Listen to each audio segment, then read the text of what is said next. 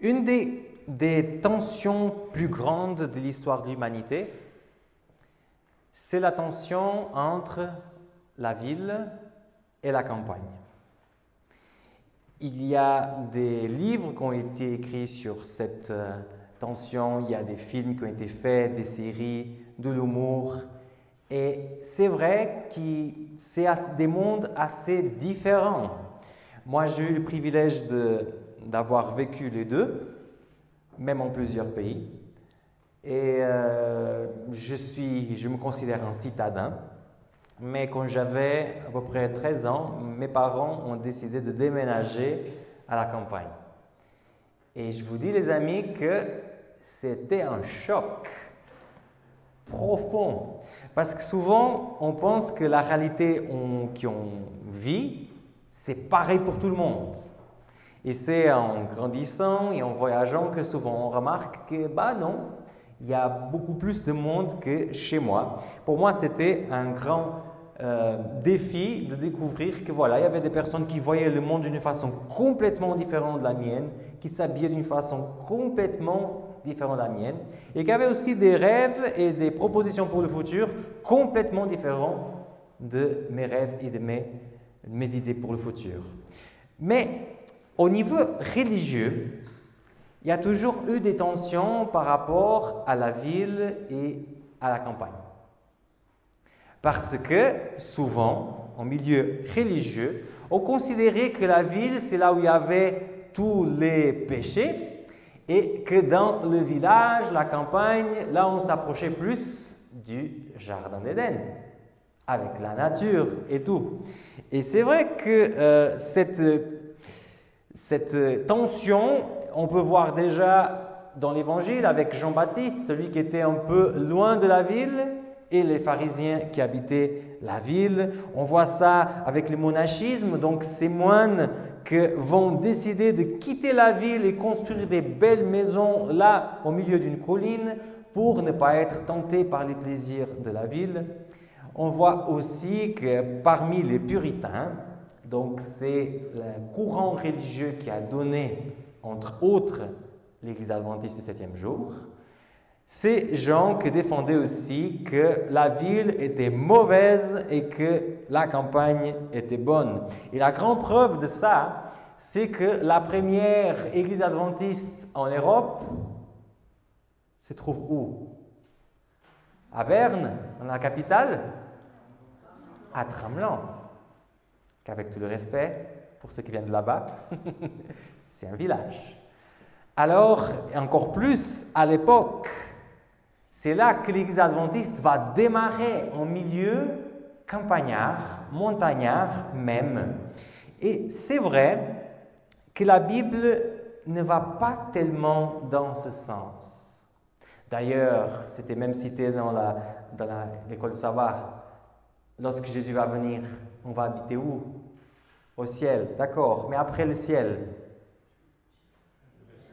Dans la Nouvelle Jérusalem, c'est une ville. Il y a un regard qui est dans la Bible, un regard très positif par rapport à la ville. Et aujourd'hui, j'aimerais lire avec vous un chapitre qui touche un peu aussi le sujet de notre école du sabbat. C'est à peu près la même chronologie, à peu près. C'est le texte qui se trouve en Jérémie, chapitre 29. Alors, prenez vos Bibles, allez dans l'Ancien Testament et trouvons ensemble ce chapitre 29 du livre de Jérémie. Et on va essayer de comprendre qu'est-ce que ça peut nous donner pour notre vie de chaque jour et à quoi veut le pasteur venir avec cette histoire de village et de ville. Ok? Alors, Jérémie 29, et je vous propose qu'on puisse lire le verset premier. Voici les termes de la lettre que Jérémie, le prophète, envoya de Jérusalem au reste des anciens qui avaient été exilés, aux prêtres, aux prophètes et à tout le peuple que Nabuchodonosor avait exilé de Jérusalem à Babylone. Je vais quand même vous donner le contexte, bien qu'on a vu un peu ce contexte dans l'école du sabbat. Nabuchodonosor était plus qu'un roi. qui était un général. Parce que ce n'est pas le roi qui restait dans la ville et qui disait à l'armée de partir, c'est le roi qui partait avec l'armée et qui mettait en place la stratégie. Et lui, il avait une stratégie très claire pour les peuples qui étaient autour de Babylone. Son stratégie, c'était comme ça. Ils allaient là-bas, ils tuaient toutes les personnes qui s'opposaient. La crème de la société, c'est-à-dire les enfants de rois, les enfants de diplomates, les prêtres, toutes ces personnes qui appartenaient à la haute société, on les amenait dans le palais du roi et on allait les éduquer. Et tout le reste, ceux qui étaient encore en forme, souvent les jeunes qui avaient encore une bonne forme, qui n'étaient pas malades, on le prenait et on l'utilisait pour des esclaves.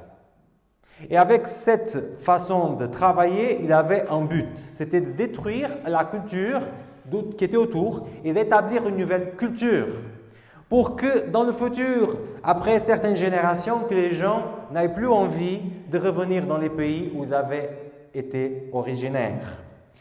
Par contre, le prophète Jérémie ne se trouvait pas dans cette crème de la crème. C'est quand même rigolo. C'est souvent plus tard qu'on commence à voir les personnes avec un certain regard. Et Jérémie, il a été reconnu comme un grand prophète après sa mort. C'est souvent comme ça, même dans notre société. Les écrivains, ils sont souvent connus et reconnus après leur mort. Et Jérémie, ça va être la même chose. Il avait prêché, il avait essayé que les gens puissent changer de voie. Les gens n'ont pas changé. Et là, au chapitre 29, il va écrire, il va mettre dedans une lettre qu'il avait écrite à ces Juifs qui étaient exilés en Babylone. Donc l'apôtre Paul n'a rien inventé. Jérémie écrivait déjà des lettres, des épîtres.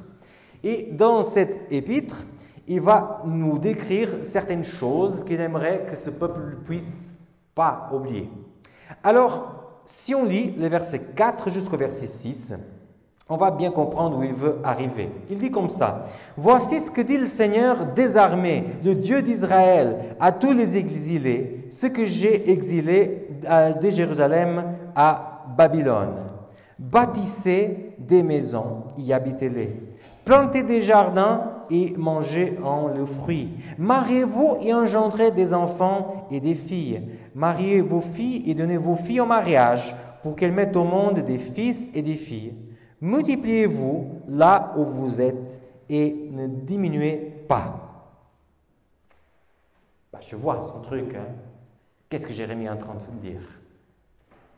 Les amis, continuez à vous marier, continuez à avoir des enfants. Il ne faut pas diminuer parce qu'un jour, il faut construire une armée, il faut détruire ces Babyloniens.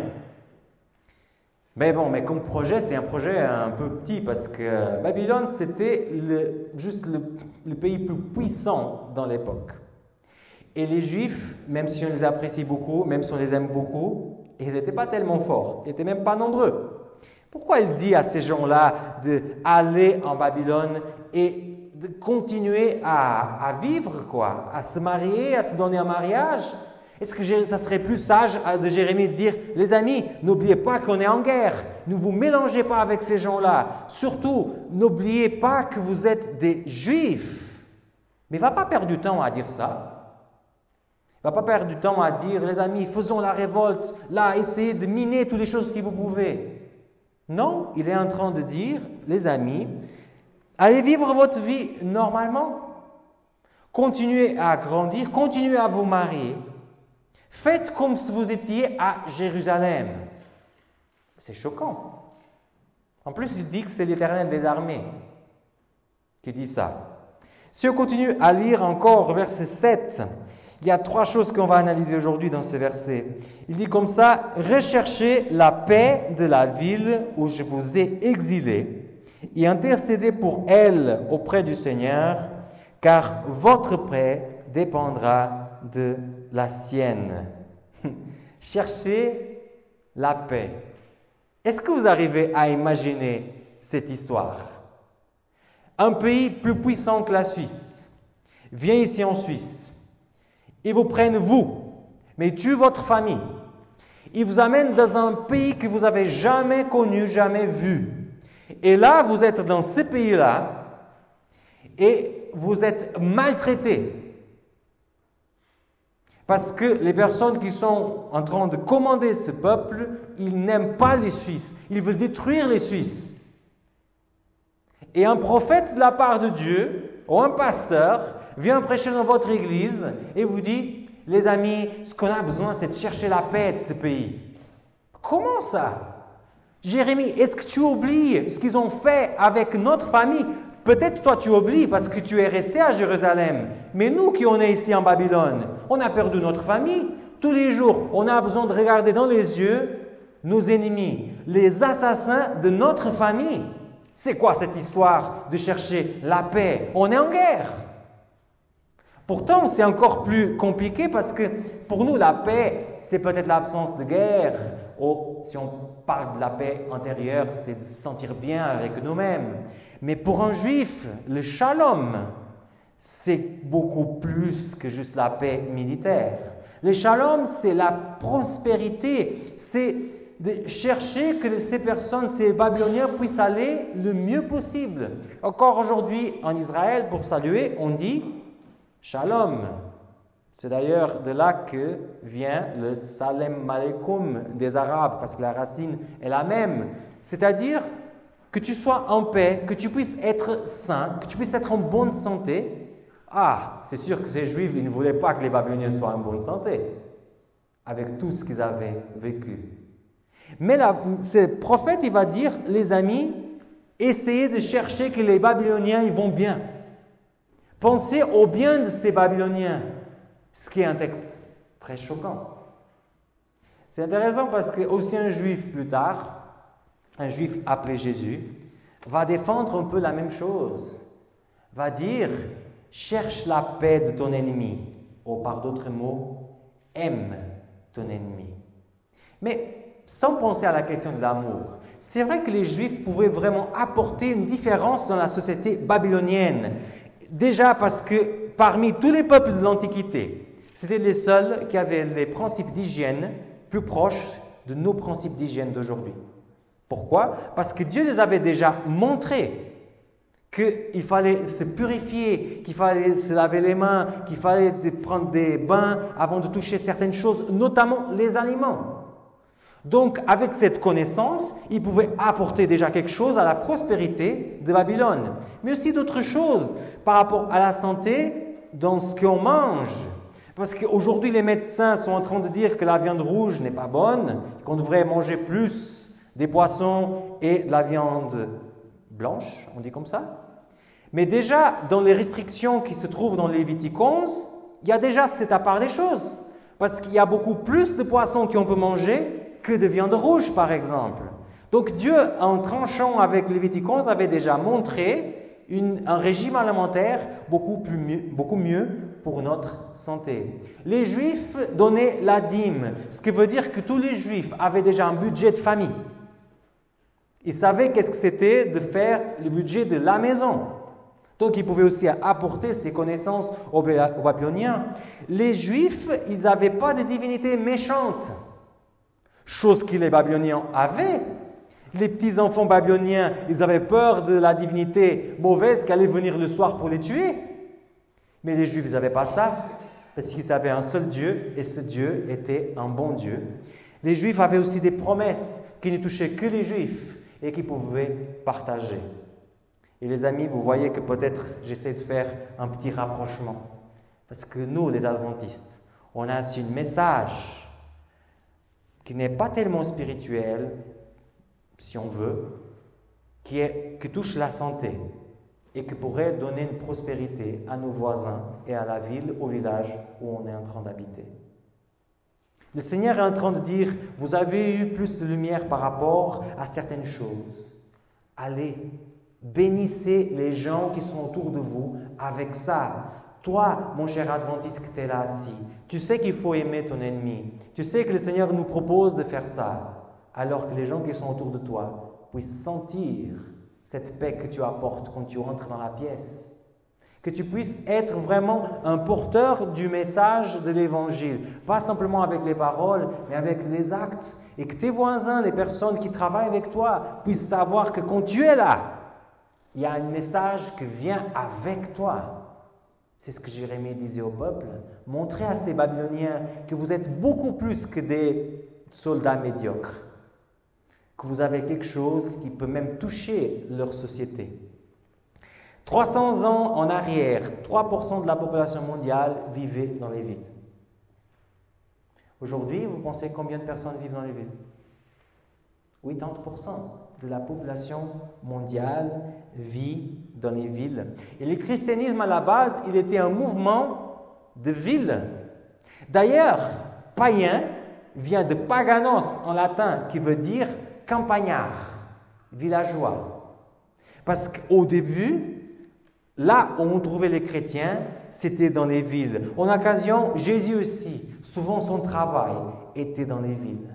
Il cherchait les villes et là il prêchait. Il va même finir son travail en tant que prédicateur à Jérusalem, la plus grande ville d'Israël. Dieu, il aime la ville. C'est pas qu'il aime la ville, le béton.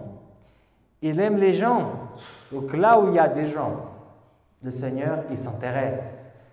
Si on continue à lire le verset, il y a une autre chose. Jérémie nous invite à prier pour la ville où j'ai été exilé. Le mot exilé, pour nous, veut juste dire quelqu'un qui a été amené d'une ville dans une autre. Mais ce que le mot veut dire en hébreu, c'est dénudé. Parce qu'en effet, quand on prenait les captifs et on les amenait en Babylone, souvent on les mettait à poil et on les amenait en humiliation totale pendant des journées de marche vers Babylone.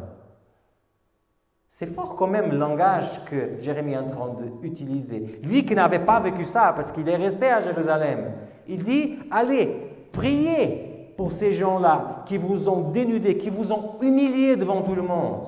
Priez pour ces gens. Quand même impressionnant, c'est Jérémie, il avait le courage de dire ça par lettre. Parce que certainement, dire ça dans les yeux, c'est compliqué. Mais à nouveau, c'est dans l'Ancien Testament le message du Christ. Prie pour ceux qui te font du mal. Prie pour ceux qui se moquent de toi. Moi, j'ai vécu ça. Je ne sais pas si vous avez vécu ça, mais moi, j'ai eu des moments dans ma vie qu'il y a des gens qui se sont moqués de moi parce que j'étais chrétien. Et à l'époque, j'étais juste un enfant, donc je n'avais pas vraiment d'argument ou de façon de passer pour ça sans problème. Certains d'entre vous, certainement, ont déjà vu des personnes diminuer vos croyances à l'extérieur et des fois à l'intérieur de l'Église aussi. La Bible nous dit, regarde ces gens dans les yeux et prie pour eux. Prie pour eux. Et à la fin du verset, il y a quelque chose de très intéressant. Parce que le verset dit, car votre paix dépendra de la sienne. Comment ça?